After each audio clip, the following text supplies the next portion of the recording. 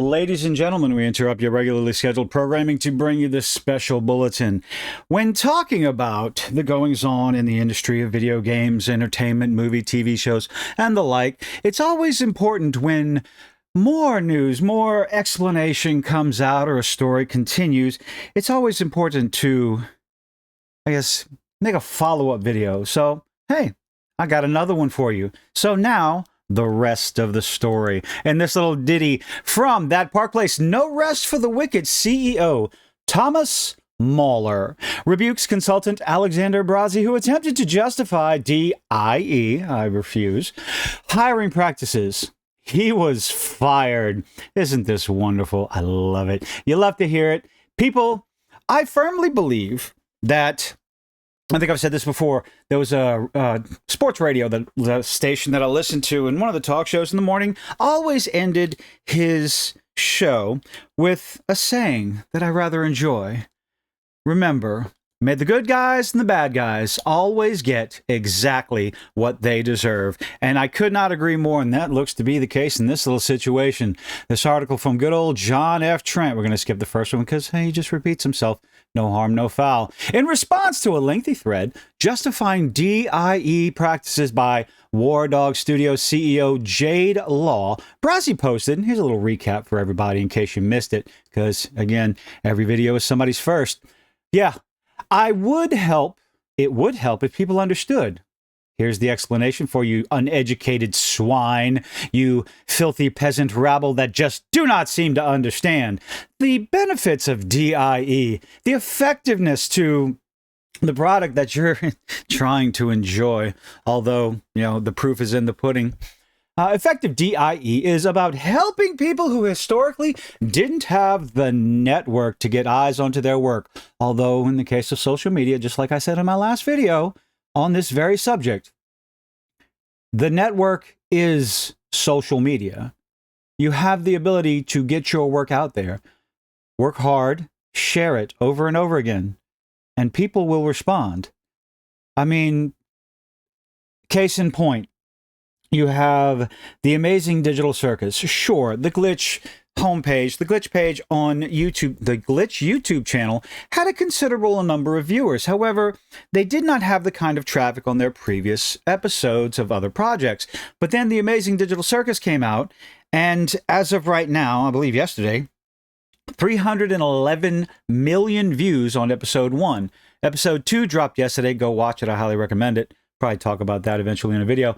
But episode 2 came out, and within the first 3 hours, it had over 4 million views. That is traffic. That is networking. That is getting your skills, your product out there to the masses. It's too easy to do now. DIE is useless.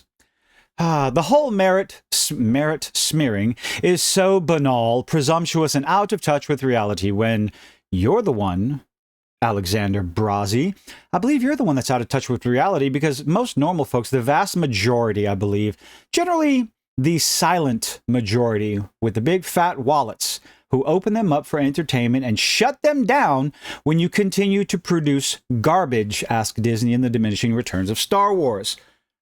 They close their wallets and they move on to something else. That is reality, not the nonsense that you are peddling. Mahler, let's see. Mahler responded to Brazzi's comments and rebuked him in a comment on this author's coverage of Brazzi's original comments on the Trent Report YouTube channel. Quote, "This person is not affiliated with Moon Studios in any way whatsoever anymore. We contracted him for a short stint, and he was fired for bringing nothing but friction into our team. Just FYI, everyone celebrates. Someone's actually coming out and talking about these nonsensical consulting companies, putting his foot down and explaining exactly what they bring to the table, which is nothing but friction. In March, Mahler indicated that his company does not, quote, really hire consultants. He wrote on X, "We don't really hire consultants, so pardon me if I'm ignoring all your messages." Oopsie.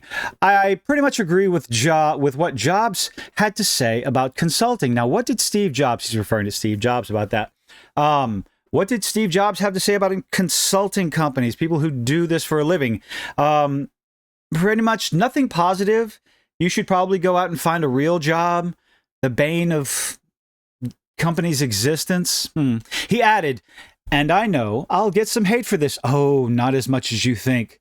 But it is what it is. You will get nothing but love from actual paying customers. The so-called modern audience that the entertainment industry is trying to get a hold of, the modern audience that does not have the expendable income right now because they have not been in the workforce long enough to establish the disposable income, to move up in the different companies and the corporations to get that disposable income.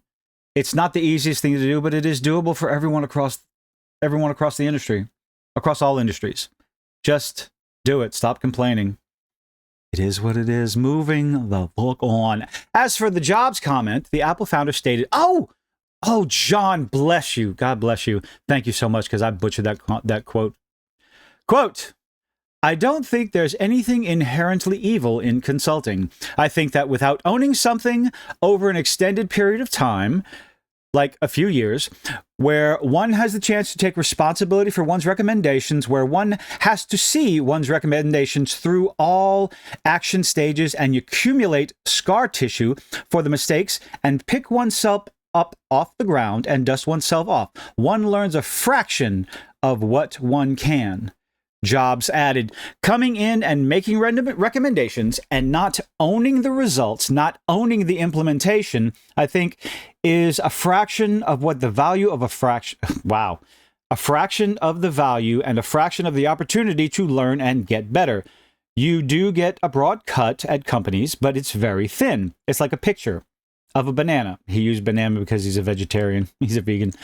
You might get a very accurate picture, but it's only two-dimensional. And without the experience of actually doing it, you never get three-dimensional. So you might have a lot of pictures on your wall. You can show it off to your friends. You can say, look, I've worked on bananas, I've worked on peaches, I've worked on grapes, but you never really taste it. That's what I think. He then concluded, you're also a variable expense, and in hard times, you find yourself.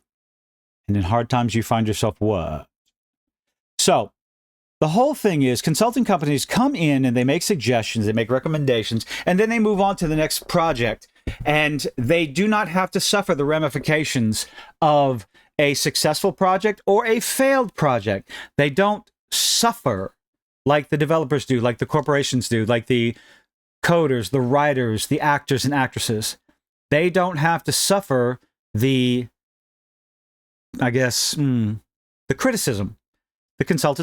consultants come in, make suggestions, and move on to something else. So they don't have the knowledge, they don't have the experience to do anything except what's seen nowadays is ruin stories. No Rest for the Wicked released onto early access in Steam on April 18th. The official description states, from Moon Studios, the award-winning developers of Ori and the Blind Forest. Oh, really? They did Ori and the Blind Forest and Ori of the Will-O-Wisp. Very fun. Comes No Rest for the Wicked, a visceral precision action RPG. Early access for the game. Okay, so we're just talking about the game now. So, good news. A CEO of a company saw what was right before his eyes with these so-called consultants, especially ones like Alexander Brazzi. We put him on the list, find out whatever he's working on, and pay attention to it. But Thomas Mahler decided to kick him to the curb because he added nothing but friction, to quote. He was fired. So, for anyone out there who commented on my last video saying that, going to look past No Rest for the Wicked, closing your wallets, canceling your pre-orders, perhaps it is time to rethink that decision. Perhaps it is time to give the CEO, Thomas Mahler, to give No Rest for the Wicked and to give the developers a second chance. Obviously, we always want to pay attention to the practices, and I would not fault you for waiting for a review, but it's in early access. So there should be some reviews out there to see just how much DIE infected the game, if at all. But I would say give it another chance after this. Anyway, let me know what you think in the comments. Leave a like, leave a dislike. I hope to see you in the next one. Do all those nifty little things that you'd be begging to do. Blah, blah, blah. Bye-bye.